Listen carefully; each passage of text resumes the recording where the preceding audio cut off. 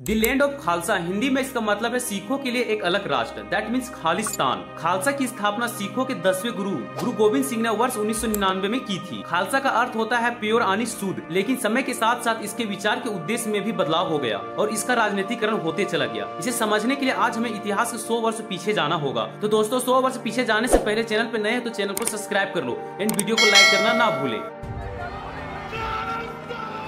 Campus of the Golden Temple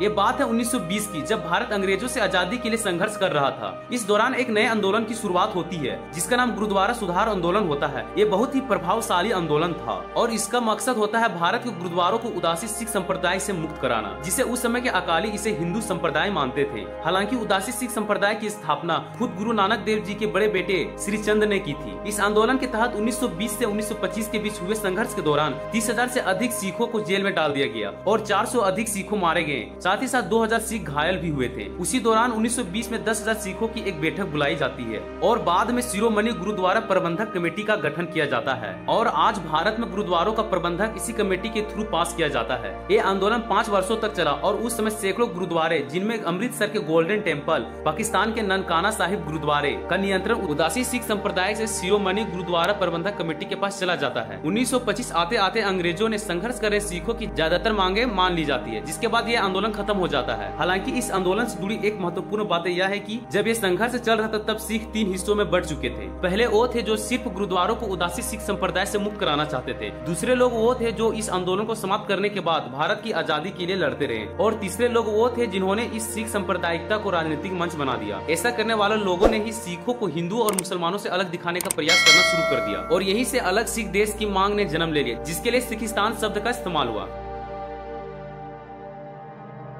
हिंदुओं के लिए सिखों के मन में अलगाव की भावना के पीछे 2 बड़ी वजह थी। पहली ये थी कि समाज में हिंदू समुदाय ज्यादा प्रभावशाली था और दूसरी वजह था कि सरकारी नौकरी और राजनीति में सिखों की कमजोर स्थिति। वर्ष 1929 में कांग्रेस के लाहौर अधिवेशन में पंडित जवाहरलाल नेहरू ने पहली बार पूर्ण स्वराज की मांग रखी और अंग्रेज से भारत को आजाद कराने का संकल्प लिया। लेकिन कांग्रेस के लाहौर अधिवेशन का भी विरोध हुआ और इसके लिए 3 ग्रुप थे। पहला ग्रुप मोहम्मद अली जिन्ना का था, जिसका मानना था कि मुसलमानों के लिए एक अलग देश होना चाहिए। दूसरा ग्रुप भारत के संविधान निर्माता डॉक्टर भीमराव अम्बेडकर का था, जो दलितों के लिए अधिकारों के लिए संघर्ष कर रहे थे। और तीसरा ग्रुप मास्टर तारा चंद का था, जो ये कह रहे थे कि अगर भारत के मुसलमानों के लिए अलग से सीटें आरक्षित की जाती है तो इस आधार पर सिख अल्पसंख्यक के लिए भी सीटें आरक्षित होनी चाहिए। मास्टर तारा सिंह उसी शिरोमणि गुरुद्वारा प्रबंधक कमेटी के संस्थापक सदस्य थे, जिसका गठन गुरुद्वारों के मुक्त कराने के लिए किया गया था। मास्टर तारा सिंह ने अपनी 2 बड़ी बातों को लेकर लाहौर अधिवेशन का विरोध कर रहे थे। पहली बात वो चाहते थे कि कांग्रेस सिखों को नजरअंदाज न करे और दूसरी बात यह कि उन्हें डर था कि राजनीतिक हिस्सेदारी में सिखों की भूमिका बहुत ही सीमित रह जाएगी, क्योंकि सिखों की आबादी उस समय हिंदू और मुसलमानों के मुकाबले काफी कम था। इन्हीं वजह के बाद में सिखों के लिए अलग देश की मांग उठी और कहा जाता है कि खालिस्तान का विचार यहीं से अस्तित्व में आया। हालांकि उस समय खालिस्तान की जगह सिखिस्तान शब्द का इस्तेमाल होता था।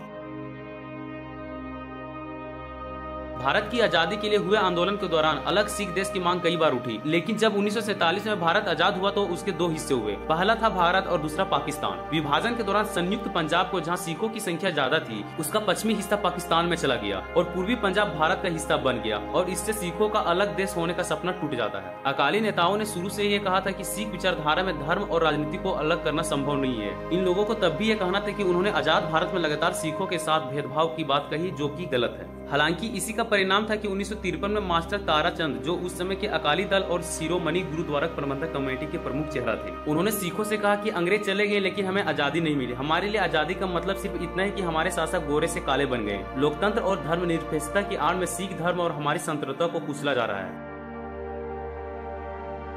जिस समय ये सब हो रहा था उस समय संत फतेह सिंह ने पंजाब सुधा नामक एक आंदोलन की शुरुआत की। इसका मकसद था कि पंजाबी भाषा बोलने वाले लोगों के लिए एक अलग राज्य बनाना। तब उसे लग रहा था कि इस राज्य की मांग के आड़ में अलग सिख राज्य का सपना देखा जा रहा है और भारत का संविधान धर्म के आधार पर इसकी इजाजत नहीं देती है। हालांकि 10 साल बाद इसे लेकर सरकार का रुख बदल गया और प्रधानमंत्री इंदिरा गांधी ने वर्ष 1966 में पंजाब के 3 हिस्सों में बांट दिया। पहला हिस्सा वो था जिसे आज हम पंजाब कहते हैं, दूसरा हिस्सा था हरियाणा और तीसरा हिस्सा वो पहाड़ी इलाका था जिसे हिमाचल प्रदेश को सौंप दिया गया। इसके अलावा चंडीगढ़ को केंद्र शासित प्रदेश और पंजाब और हरियाणा की संयुक्त राजधानी बना दिया गया। पंजाब के इस बंटवारे के बाद खालिस्तान की राजधानी में एक नया मोड़ आया। ये वो दौर था जब खालिस्तानी शब्द का ज्यादा इस्तेमाल होना शुरू हुआ। पंजाब के बंटवारे के बाद अकाली दल ने कई मांगे सरकार के सामने रख दी। उस समय भी देश में इंदिरा गांधी की सरकार थी। 1973 में शिरोमणि अकाली दल ने 12 लोगों के लिए एक कमेटी बनाई, जिन्होंने आनंदपुर साहिब रेजुलेशन पास किया। इस रेजुलेशन की 3 बड़ी मांगे थी। पहली मांग थी कि पंजाब की नदियां सतलुज और ब्यास को पानी का बंटवारे फिर से हो। दूसरी मांगे थी कि चंडीगढ़ को पूरी तरह से पंजाब को सौंप दिया जाए। तीसरी मांगे थी कि हरियाणा, हिमाचल प्रदेश और राजस्थान के उन जिलों को जहां सिख की संख्या ज्यादा है